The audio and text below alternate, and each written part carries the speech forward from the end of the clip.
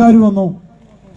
പക്ഷെ ഡിവൈഎഫ്ഐക്കാരുടെ സമരം ഇവിടെ എത്തിയപ്പോ സമരം പിരിച്ചുവിട്ടു. കാരണം എന്താണെന്നറിയോ? സമരത്തിൽ വന്ന ആളുകൾക്ക് ഒന്നിന് പോകണം, അതിന് നേരമില്ല, സ്ഥലമില്ല എന്ന് പറഞ്ഞ സമരം പിരിച്ചുവിട്ടവരാണ് ഇവിടുത്തെ ഡിവൈഎഫ്ഐ കമ്മ്യൂണിസ്റ്റുകൾ. പക്ഷെ ഞങ്ങൾക്ക് ഒന്നും വേണ്ട, രണ്ടും വേണ്ട. ഞങ്ങൾക്ക് പിണറായി ഗവൺമെന്റിന്റെ ഈ ദുർഭരണം ഇല്ലാതാക്കാനാണ് ഭാരതീയ ജനതാ പാർട്ടി പ്രവർത്തിച്ചുകൊണ്ടിരിക്കുന്നത്. അല്ലാതെ ഒന്നിനും രണ്ടിനും പോകാനല്ല.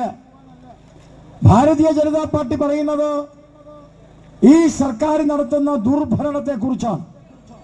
ഭാരതീയ ജനതാ പാർട്ടി സൂചിപ്പിക്കുന്നത് പിണറായി സർക്കാർ ചെയ്യുന്ന കൊള്ളയെ കുറിച്ചാണ്.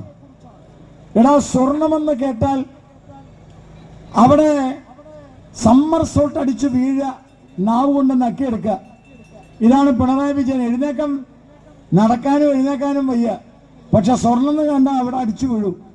ഇയാളെക്കാൾ വലിയ ആളാണ് സ്വർണ്ണം എന്ന് കേട്ടാൽ ഇയാളുടെ മരുമകൻ. രണ്ടും ഒരേ അമ്മായിച്ചനും മരുമകനും ഒരേപോലെയാണ്. ഭാരതീയ ജനതാ പാർട്ടി പറയുന്ന നിങ്ങൾ എവിടുന്നാ വെച്ചാൽ സ്വർണ്ണം എടുത്തോ.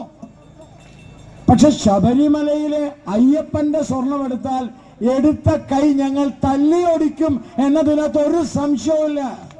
അത് ആരായാലും ശരി, അത് മന്ത്രി വാസവനായാലും ശരി, പിണറായി വിജയനായാലും ശരി, പ്രശാന്തായാലും ശരി, വെറുതെ ഒന്നും ഞങ്ങൾ വിടൂല. ഈ നാട്ടിലെ അയ്യപ്പ വിശ്വാസികൾ ഇതൊക്കെ അങ്ങ് വെറുതെ വിടുമെന്ന് ധരിക്കൊന്നും വേണ്ട. ഒരെണ്ണത്തിനെ ഞങ്ങൾ വെറുതെ വിടൂല. ഞാൻ ചോദിക്കാൻ ആഗ്രഹിക്കുന്നത്, ഭാരതീയ ജനതാ പാർട്ടി ചോദിക്കാൻ ആഗ്രഹിക്കുന്നത്,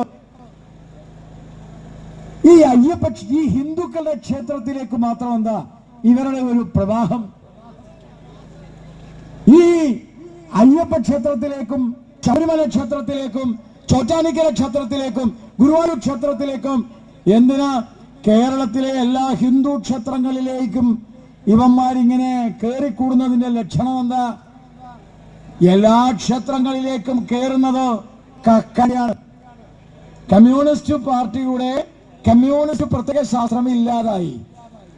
കമ്മ്യൂണിസം ഇല്ലാതായപ്പോൾ കമ്മ്യൂണിസത്തിന് പകരം കക്കിസമാണ് ഇപ്പോൾ കമ്മ്യൂണിസ്റ്റ് പാർട്ടിയുടെ കയ്യിലുള്ളത് എന്നുള്ളതാണ് യാഥാർത്ഥ്യം. എല്ലായിടത്തും കക്ക. ക്ഷേത്ര സ്വത്ത് മുതൽ ശ്മശാനം വരെ കക്കുന്നവരാണ് ഈ കമ്മ്യൂണിസ്റ്റുകൾ എന്നുള്ളതിൽ യാതൊരു സംശയമില്ല.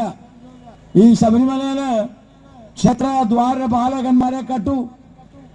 ആ കണ്ണൂര് പാവ ഒരു സ്ത്രീ അത് വീട്ടില് മുളക് അരച്ചുകൊണ്ടിരിക്കുക. ഓടി വന്ന് സാധാരണ കമ്മ്യൂണിസ്റ്റുകാരനല്ല, പിന്നെ ആരാ കൊണ്ടുപോയത്? കൗൺസിലറാണ്.